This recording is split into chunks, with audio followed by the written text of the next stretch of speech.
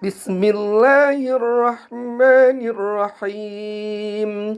Allahumma salli ala Sayyidina Muhammad. Bismillahirrahmanirrahim. Assalamualaikum warahmatullahi wabarakatuh. Selamat bertemu kembali dengan saya Mukhyar Bukhari di channel YouTube saya Membaca Makna.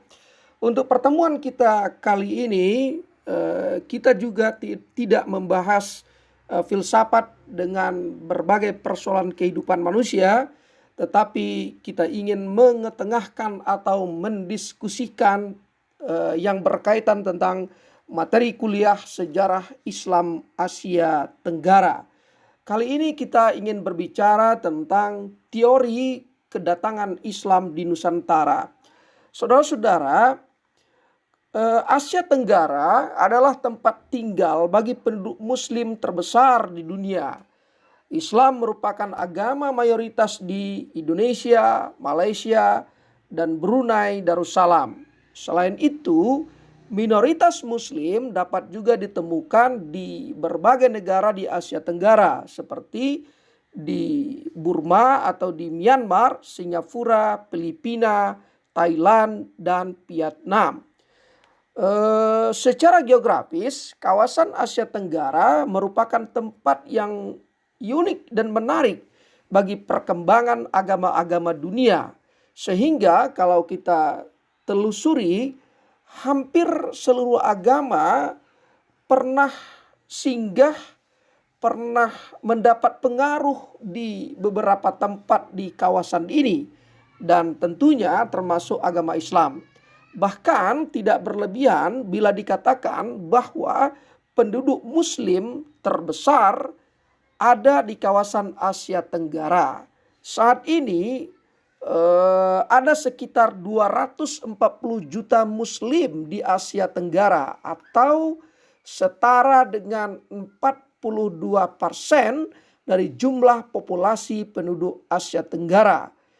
Jumlahnya sekitar 25% dari total penduduk Muslim dunia yang berjumlah 1,57 miliar jiwa. Nah, saudara-saudara, meskipun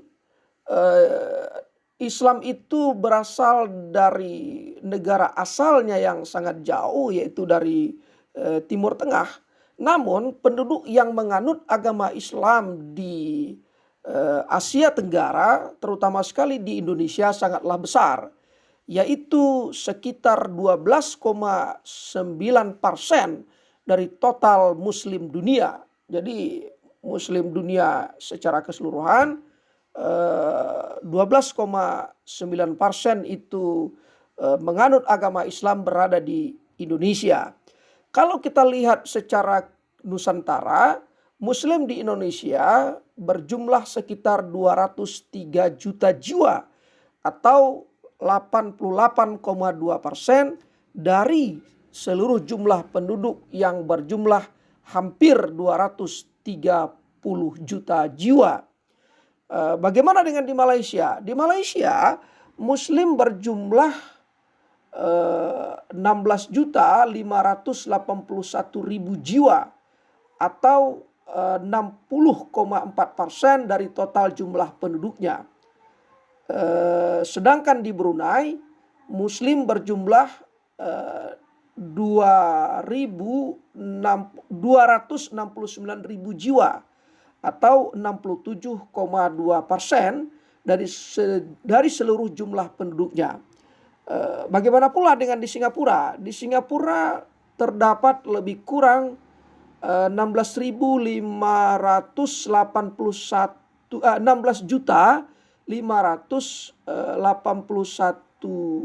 jiwa orang Muslim atau setara dengan 15% dari seluruh jumlah penduduk. Selain itu juga terdapat minoritas Muslim di beberapa negara Asia Tenggara lainnya, seperti di Filipina ada 5,1%, kemudian di Thailand ada 3,8%, dan di Laos ada sekitar 2.000 jiwa, 2.000 orang atau minus 1%. Tetapi masih ada penduduk yang menganut agama Islam di sana. Baik saudara-saudara, kalau kita lihat secara teori bagaimana kedatangan Islam di Nusantara, sejauh menyangkut kedatangan Islam di Nusantara sebenarnya terjadi perdebatan panjang dari beberapa perbedaan pendapat di kalangan para ahli.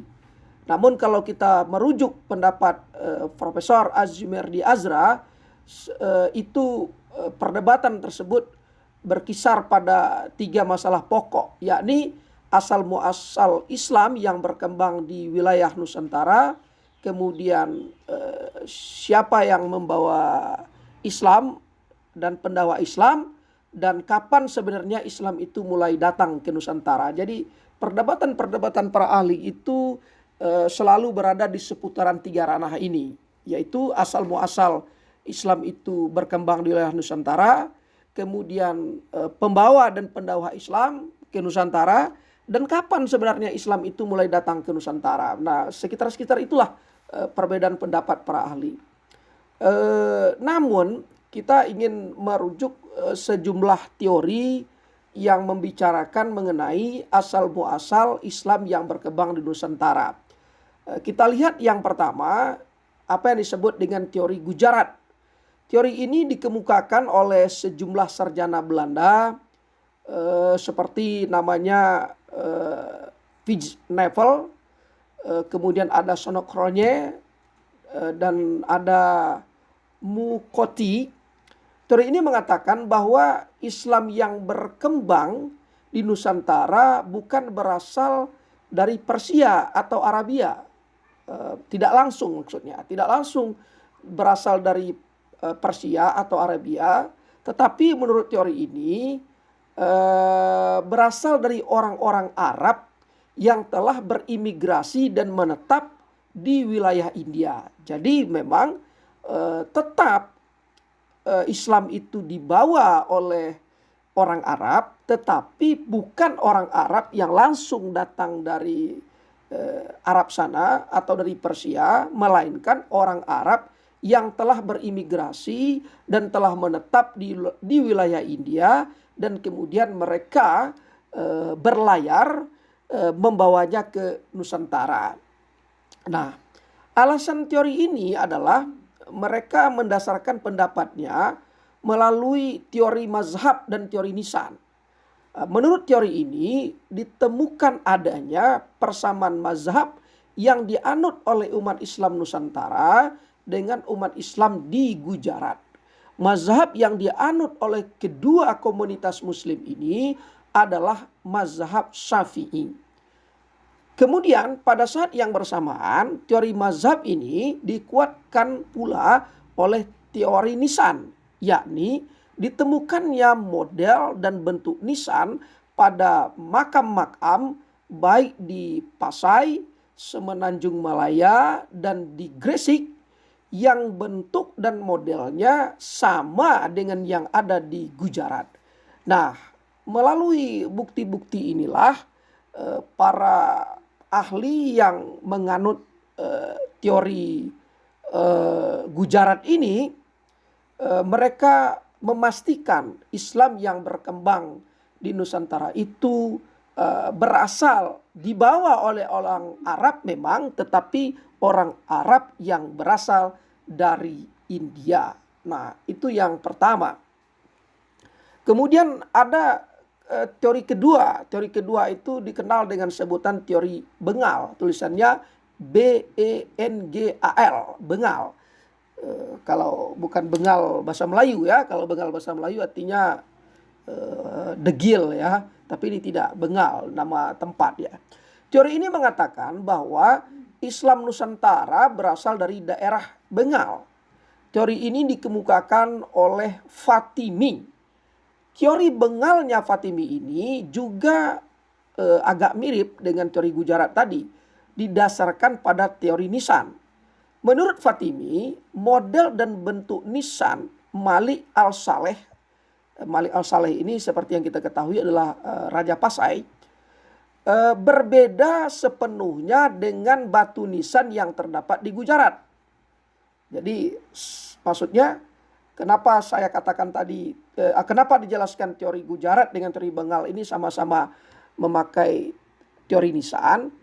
Mereka sama-sama memakai teori nisan tetapi dalam kajian yang berbeda. Kalau teori Gujarat, dia mengatakan teori nisannya adalah adanya kemiripan atau kesamaan antara nisan yang ada di daerah di daerah Gujarat itu dengan yang ada di Nusantara. Nah, sementara dalam teori Fatimi ini mereka mengatakan bahwa model dan bentuk nisan, terutama sekali mereka merujuk pada nisan Raja Pasai yaitu Malik As-Saleh, berbeda jauh dengan batu nisan yang terdapat di Gujarat. Nah, bentuk dan model batu nisan itu justru katanya, kata teori ini, mirip dengan batu nisan yang ada di Bengal. Nah, jadi sama-sama menggunakan teori nisan tetapi dengan menggunakan tempat yang berbeda, analisis yang berbeda. Oleh karena itu, menurut penganut teori ini, pastilah Islam juga berasal dari sana atau dari Bengal maksudnya. Namun demikian, teori nisan Fatimi ini kemudian menjadi lemah dengan diajukannya teori mazhab. Mengikuti teori mazhab ternyata terdapat perbedaan mazhab yang dianut oleh umat Islam Bengal yang bermazhab Hanafi. Sementara umat Islam Nusantara menganut mazhab Syafi'i. Dengan demikian teori Bengal ini menjadi lemah. Jadi tadi saya jelaskan teori Gujarat dia merujuk kepada nisan, tetapi dia melihat persamaan antara nisan yang ada di Gujarat dengan yang ada di Nusantara.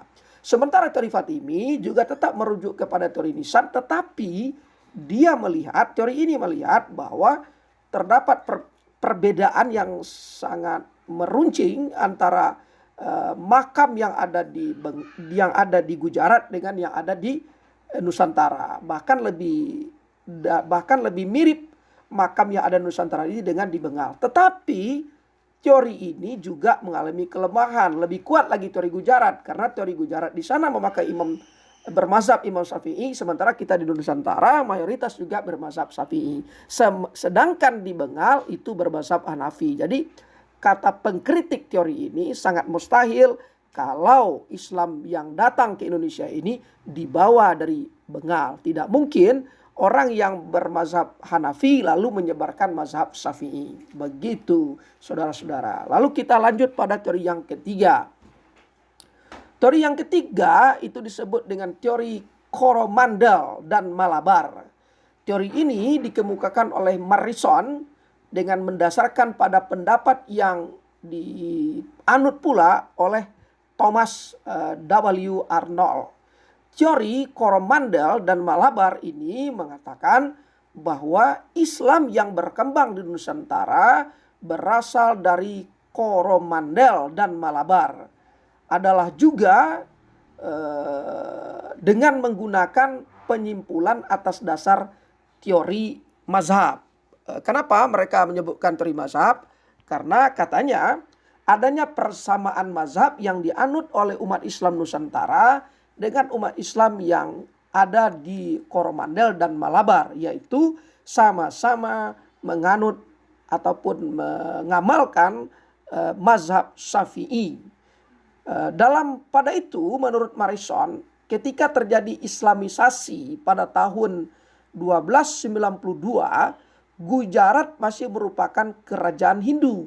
Untuk itu tidak mungkin kalau asal-muasal penyebaran Islam berasal dari Gujarat. Jadi dua teori di atas, teori Gujarat dengan teori Bengal dibantah oleh teori Coromandel dan Malabar. Karena pada tahun 1292 terjadi Islamisasi di kerajaan Pasai. Nah, sementara pada tahun yang sama Gujarat masih merupakan kerajaan Hindu. Jadi katanya agak lemah teori ini karena tidak mungkin orang yang menganut masih berkerajaan Hindu tetapi menyebarkan Islam. Tetapi sebenarnya kalau kita lihat dari perspektif lain, bisa juga kita bantah pendapat si Thomas W. Arnold ini. Kenapa bisa dibantah? Bisa saja kerajaan Hindu di Gujarat itu pada tahun 1292 ini, tetapi yang membawa Islam itu bukan orang kerajaan. Bisa saja kan? Karena memang dibawa oleh para pedagang. Bisa saja pedagang-pedagang yang datang ke Indonesia itu atau ke Nusantara itu memang dari Gujarat, tetapi bukan pedagang yang berasal dari kerajaan Hindu, tetapi memang pedagang Arab yang menetap di sana, kemudian mereka berlayar sampai ke Nusantara. Bisa saja begitu. Nah, tetapi kita lihat pula teori yang keempat, atau disebut dengan teori Arabia. Nah, kalau merujuk pada pendapat Thomas W. Arnold, Coromandel dan Malabar bukan satu-satunya tempat asal Islam untuk masuk ke Nusantara. Ia mengatakan bahwa para pedagang Arab juga menyebarkan Islam ketika mereka dominan dalam perdagangan Barat Timur sejak awal-awal abad Hijriyah atau abad ke-7 dan ke-8 Masehi. Sangat lama sekali ya. Hal ini didasarkan pada sumber-sumber Cina yang mengatakan bahwa menjelang akhir abad ke-7 seorang pedagang Arab menjadi pemimpin sebuah pemukiman Arab Muslim di pesisir pantai barat Sumatera. Nah, dalam pada itu Thomas W. Arnold juga tidak mengenyampingkan kemungkinan teori yang kelima, yaitu teori Persia. Teori ini juga mendasarkan pada teori mazhab. Ditemukannya adanya peninggalan mazhab keagamaan di Sumatera dan Jawa yang bercorak Syiah. Juga disebutkan adanya 2 orang ulama fikih yang dekat dengan sultan yang memiliki keturunan Persia. Seorang berasal dari Shiraz dan seorang lagi berasal dari Isfahan.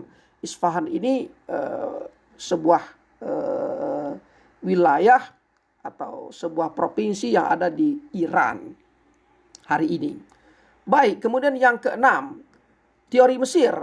Teori yang dikemukakan oleh Kaiser ini juga mendasarkan pada teori mazhab dengan mengatakan bahwa ada persamaan mazhab yang dianut oleh penduduk Mesir dan Nusantara, yaitu bermazhab Syafi'i.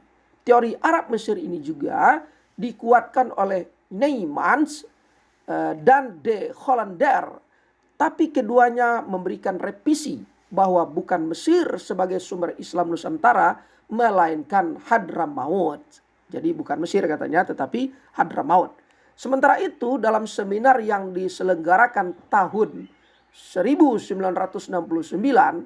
dan 1978 tentang kedatangan Islam ke Nusantara, seminar itu menyimpulkan bahwa Islam itu sesungguhnya tidak ada perantara-perantara negara lain, tetapi langsung datang dari Arabia, tidak melalui dan juga tidak dari India. Jadi bukan melalui India, bukan pula datang dari India, tetapi langsung dari Arabia. Begitu kata hasil seminar yang diselenggarakan tahun 1969 dan 1978.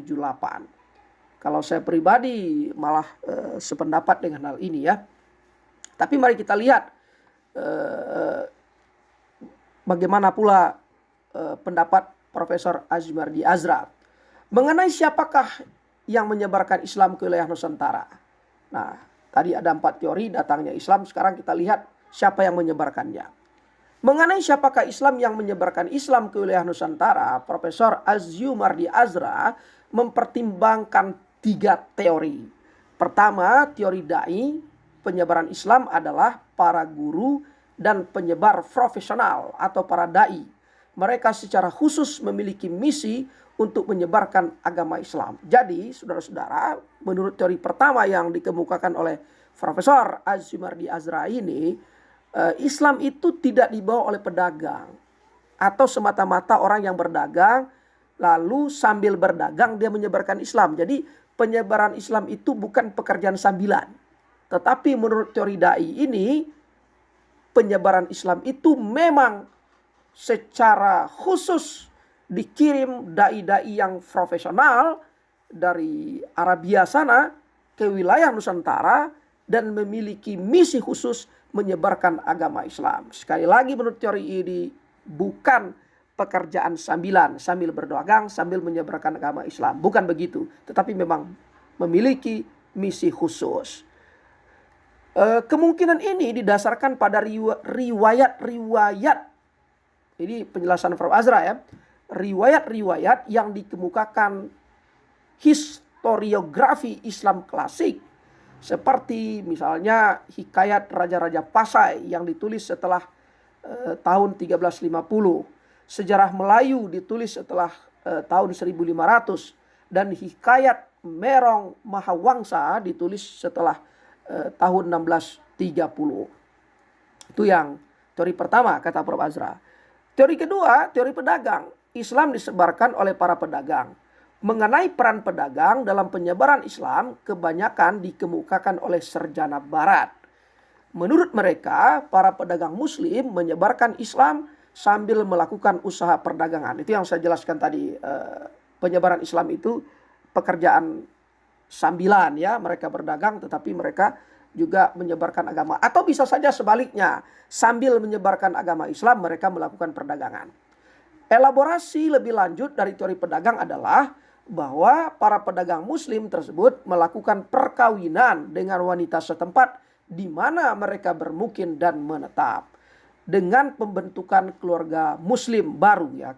Tentulah ya ketika mereka sudah melakukan perkawinan tentu akan muncul keluarga-keluarga baru sehingga membentuk komunitas-komunitas muslim baru.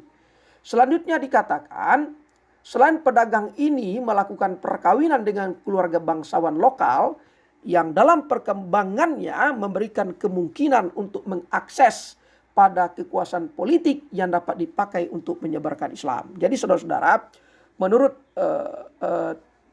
teori kedua, sebagaimana dijelaskan oleh Prof. Azra, teori pedagang ini datang ke Indonesia menyebarkan agama Islam, lalu mereka melakukan perkawinan dengan penduduk setempat, tetapi agar mudah mereka menyebarkan agama Islam, maksudnya agar diterima secara luas, tidak ada pertentangan-pertentangan yang berarti, mereka sengaja melakukan perkawinan dengan keluarga bangsawan yang ada akses dengan kerajaan atau penguasa pada saat itu, penguasa lokal pada saat itu. Sehingga ketika mereka menikah dengan anak-anak bangsawan ini otomatis menjadi Islam. Dan tentu anak-anak mereka menjadi anak-anak bangsawan yang menganut agama Islam. Dan dapatlah kemudahan-kemudahan bagi mereka untuk semakin menyebarkan agama Islam. Oke. Kemudian yang ketiga masih menurut Prof. Azra, teori Sufi. Nah, teori Sufi ini mempertimbangkan kecilnya kemungkinan bahwa para pedagang memainkan peran terpenting dalam penyebaran Islam. Ahad Jones mengatakan bahwa adalah para sufi pengembara yang terutama melakukan penyiaran Islam di kawasan Nusantara. Menurutnya banyak sumber-sumber lokal yang mengaitkan pengandalan Islam ke wilayah ini dengan guru-guru pengembara dengan karakteristik sufi yang kental. Para sufi ini telah berhasil mengislamkan sejumlah besar penduduk Nusantara, setidaknya sejak abad ke-13. Faktor utama keberhasilan para sufi dalam menyebarkan agama Islam di Nusantara adalah karena kemampuan mereka menyajikan Islam dalam kemasan yang atraktif, khususnya dengan menekankan kesesuaian Islam dengan kepercayaan dan praktik keagamaan lokal. Jadi artinya secara praktik, secara budaya, agama itu disebarkan oleh para sufi ini tidak terlalu berbenturan dengan praktik-praktik keagamaan lokal dalam bentuk budaya. Dengan demikian sangat mudah diterima oleh masyarakat lokal. Nah, selanjutnya persoalan tentang kapan masuknya Islam ke Nusantara. kalau bertanya kita tentang kapan masuknya Islam ke Nusantara, kalau kita merujuk pendapat Prof. Azumardi Azra, beliau menjelaskan mungkin benar bahwa Islam sudah diperkenalkan ke dan ada di Nusantara pada abad-abad pertama Hijriah. Sebagaimana yang dikemukakan Arnold dan dipegangi oleh banyak sarjana Indonesia dan Malaysia. Tetapi hanyalah setelah abad ke-12 pengaruh Islam kelihatan lebih nyata. Karena itu proses Islamisasi nampaknya mengalami akselerasi atau percepatan antara abad ke-12 dan ke-16. Begitu analisis Prof. Azra. Memang abad-abad pertama Hijriah itu Islam sudah sampai ke Indonesia, sudah diperkenalkan ke Indonesia, tetapi baru dia menjadi berpengaruh yang nyata di Nusantara itu setelah abad ke-12. Begitu. Saudara-saudara, hal yang menarik yang patut kita perhatikan adalah berkaitan dengan proses Islamisasi wilayah Nusantara. Apa yang dikatakan oleh Azumardi Azra lagi, bahwa yang mula-mula masuk Islam itu adalah penguasa. Jadi bukan rakyat biasa ya, tetapi penguasa. Dalam kaitan ini, jargon religiopolitik ini menjadi mengemuka dalam analisis ini. Kenapa? Dengan mengislamkan penguasa berarti akan dengan sendirinya memudahkan pengislaman penduduk atau rakyatnya. Kalau rajanya sudah dikuasai, sudah Islam, tentu dengan sendirinya rakyat akan mengikuti agama yang dianut oleh rajanya. Nah, saudara-saudara, Nusantara, kalau kita beranjak pula pada nama Nusantara, Nusantara adalah sebutan atau nama bagi seluruh kepulauan Indonesia. Namun demikian, berbicara tentang awal kedatangan Islam di Asia Tenggara, di mana Indonesia adalah negara yang tergolong awal dalam hal kedatangan Islam di Asia Tenggara, maka teori ini menjadi relevan untuk konteks kedatangan Islam di Asia Tenggara. Maksudnya teori yang mengatakan bahwa Islam itu disebarkan dulu atau dipahamkan dulu kepada raja. Raja menganut agama Islam sehingga rakyat dengan mudah mengikuti agama rajanya. Baik saudara-saudara, kehadiran Islam di Nusantara berlangsung secara sistematis, terencana, dan tanpa sedikit pun kekuatan militer. Kehadiran Islam di Nusantara terlepas daripada berbagai macam teori yang mengatakannya, apakah dia melalui dai, apakah melalui pedagang, ataukah melalui kaum sufi, tetapi yang dapat dipastikan Islam itu masuk ke Nusantara itu dengan misi kedamaian, dengan misi ilmu, bukan misi peperangan, bukan misi senjata, apalagi misi menjajah. Nah, saudara-saudara, itulah sekilas tentang bagaimana teori Islam masuk ke wilayah Nusantara. Insya Allah nanti di pertemuan-pertemuan yang akan datang kita akan bahas lagi pembahasan-pembahasan menarik lainnya yang berkaitan dengan kedatangan Islam di wilayah Nusantara. Terima kasih atas perhatian Anda semua. Terima kasih atas atensinya pada video ini. Terima kasih telah menyimak. Dan saya mengucapkan selamat beraktivitas untuk adik-adik mahasiswa. Teruslah semangat dalam situasi pandemi ini. Jangan surut dan kendor semangat untuk belajar. Jangan sempat pandemi COVID-19 mengalahkan keinginan kita, ghiroh kita, semangat kita untuk menuntut ilmu pengetahuan, untuk menambah pengetahuan. Bagi yang kuliah tetaplah kuliah, bagi yang bekerja tetaplah bekerja. Yang terpenting adalah kita tetap mematuhi protokoler kesehatan. Jangan lupa 3M. Mencuci tangan, memakai masker, mengatur jarak atau social distancing. Dan sebelum berakhir saya ingatkan kepada saudara-saudara semua, jangan lupa memberikan like, subscribe, dan komen pada channel ini. Semoga memberikan manfaat kepada kita semua. Terima kasih, salam sukses selalu untuk Anda, dan salam membaca makna. Terima kasih. Wassalamualaikum warahmatullahi wabarakatuh.